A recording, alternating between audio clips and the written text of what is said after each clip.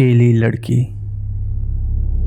इस कहानी के लेखक हैं दिनेश दिवाकर। रात के 12 बज रहे थे।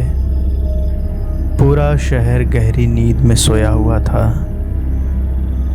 अमावस की काली रात में हाथ को हाथ नहीं सूझ रहे थे। एक अकेली लड़की सुनसान सड़क के बीचों बीच चले जा रही थी।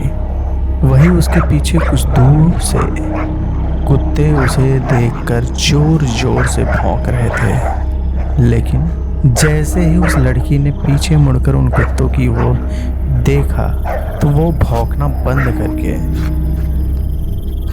वापस तेजी से भागने लगे और वह लड़की वापस अपने रास्ते जाने लगी। उससे कुछ दूर पर एक होटल में पार्टी चल रही थी। दरअसल उस होटल के अंदर एक बड़ा सा पब था जहां नाइट पार्टी चलती रहती थी। वहां अंदर का दृश्य स्वर्ग जैसा था। शराब और शवाब दोनों मौजूद थे।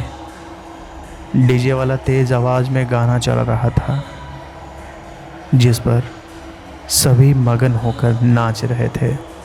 वहीं कुछ लोग जो एक दूसरे को गर्लफ्रेंड बॉयफ्रेंड बताते हैं और अपनी रास लीला में खो गए।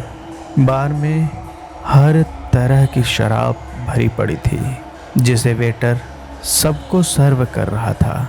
वहीं 4 दोस्त विस्की पीते हुए बैठे थे। प्रणव, आदि, विक्रम, सुमित। उनकी नज़र बार में बैठे लड़कियों के ऊपर थी। प्रणव बोला, वो सिट, मूड खराब हो गया। क्या हो गया बे? अबे सोचा था बार में कोई नई लड़की आएगी तो उसके साथ रोमांस करेंगे, लेकिन यहाँ तो वही घिसी पिटी पुरानी लड़कियां हैं। या प्रणव सही कह रहा है यार, बहुत दिन हो गए किसी नई कली को चखे हुए। सुमित बोला, अबे माना तुम तीनों अमीर बिजनेसमैन के बेटे हो, लेकिन पिछली बार जो हुआ था वो दोबारा नहीं होना चाहिए।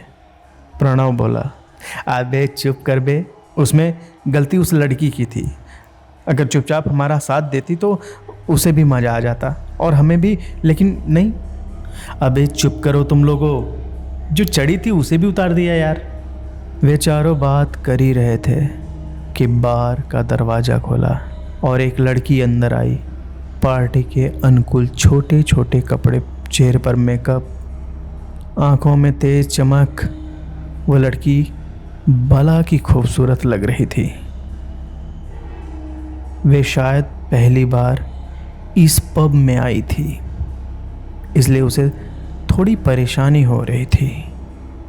वे चारों उसे देखकर पागल हो गए। आदि बोला, अरे भाई, लगता है ऊपर वाला हम पर मेहरबान है। देखो किस भला की खूबसूरत को हमारे लिए भेजा है। विक्रम बोला, हाँ भाई तू सही कह रहा है, ऐसी खूबसूरत लड़की आज तक मैंने नहीं देखी। सुमित बोला, हाँ, लड़की तो रूप की देवी लग रही है। क्यों प्रणव? अरे ये प्रणव कहाँ चला गया? तीनों इधर उधर देखने लगे। तभी उनकी नज़र उस लड़की की ओर गई। प्रणव उस लड़की के पास पहुंच चुका था। प्रणव बोला, हेलो मिस, मेरा नाम प्रणव चौधरी है। वो लड़की हाथ मिलाते हुए बोली, हेलो, मेरा नाम मोहिनी है। मेरे दोस्तों ने मुझे इस पब के बारे में बताया था। वो काम से बाहर गए तो मुझे अकेला ही आना पड़ा, लेकिन यहाँ कोई मुझे कंपनी देने वाला नहीं है। मोहिनी थोड़ी असहज होते हुए बोली। प्रणव बोला, अरे हम हैं ना मोहिनी जी, प्लीज़ आइए। आप जैसी खूबसूरत लड़की को कंपनी देना किस्मत वालों को ही मिलती है। मोहिनी बोली, oh thank you so much. Pranav बोला, मोहू जी, इसमें थैंक यू की क्या बात है? यह तो हमारा सौभाग्य है जो दुनिया की सबसे खूबसूरत लड़की हमारे साथ बैठकर जाम का आनंद लेगी। अरे आप भी ना। मोहिनी थोड़ी शर्माते हुए बोली। प्रणव मोहिनी को उनके दोस्तों के पास ले जाता है और सबसे परिचय करवाने के लिए बोलता है, ये मेरे दोस्त हैं, आदि, विक्रम और ये सुमित। मोहिनी बोली, हेलो गाइस। आदि बोला, आइए बैठिए मिस। मोहिनी थैंक यू बोलते हुए बैठ गई। विक्रम बोला, बताइए क्या पीना पसंद करेंगे आप? मोहिनी बोली, जी मुझे तो वोडका ही सूट करता है। विस्की की एक पैक मुझ पर नशा करने लगता है। यह सुनकर चारों की आंखों में चमक आ गई। आदि एक बोतल लेकर बोला, अब तो ये आपको एक बार जरूर ट्राई करना चाहिए। ये सन 1922 की कीमती विस्की है। मोहिनी बोली, इतनी पुरानी? तब तो एक पैक पीना ही पड़ेगा। प्रणव ने वेटर से एक पैक बनाने के लिए बोला। वेटर ने एक पैक बना दिया। प्रणव ने अपनी जेब से कुछ निकाला और उसमें मिला दिया और फिर मोहिनी को दे दिया। मोहिनी ने एक झटके से ही वो पैक खाली कर दी। मोहिनी बोली, वाह यह तो सचमुच बहुत ज़बरदस्त है। आदि बोला, तो फिर एक पैक और हो जाए? ठीक है, बस एक पैक। हाँ।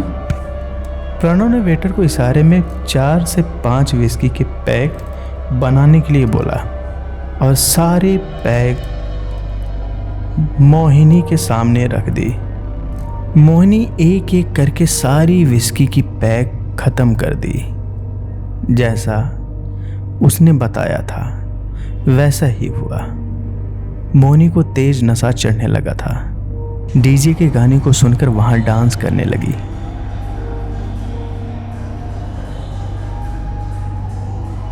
इधर प्रणव, आदि, विक्रम समेत मोहिनी को खा जाने वाली नज़रों से देख रहे थे। वो भी मोहिनी के साथ डांस करने चल दिए। डीजे वाला तेज आवाज़ में गाना बजा रहा था, जिसका मुझे था इंतजार, जिसके लिए दिल था बेकरार, वो घड़ी आ गई आ गई। डीजे वाले को समझ नहीं आ रहा था कि उसने तो दूसरा गाना चलाया था, फिर यह गाना कैसे चल रहा है।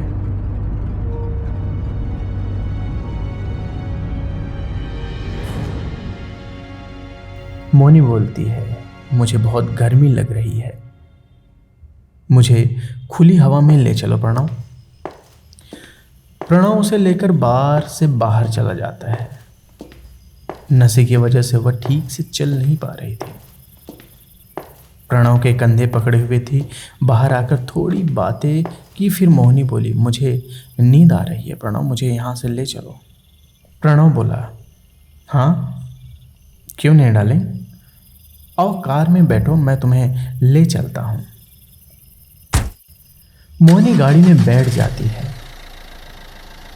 प्रणव कार को लेकर तेजी से अपने फार्म हाउस की ओर मोड़ देता है। उसके दोस्त उसके पीछे गाड़ी में आ रहे थे।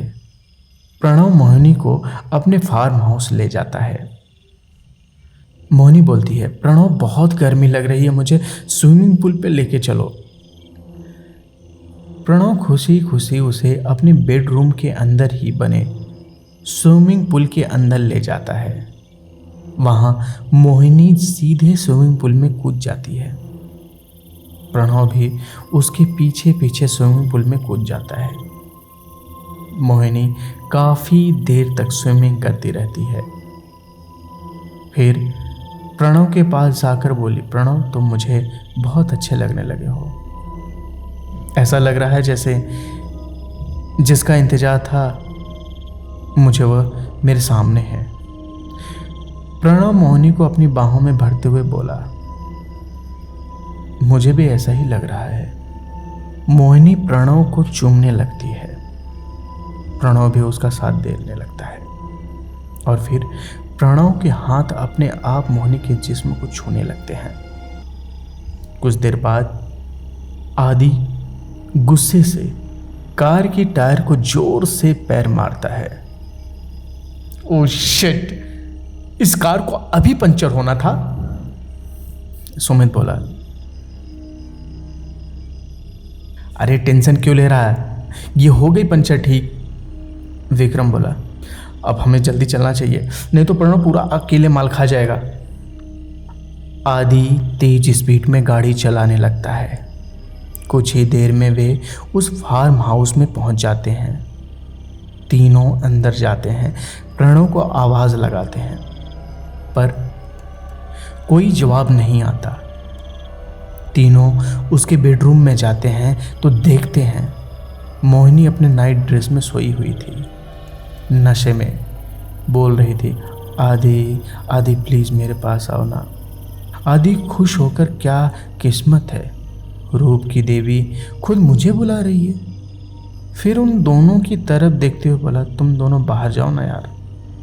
विक्रम बोला, अच्छा बेटा, अकेले अकेले मजे लेना चाहता है।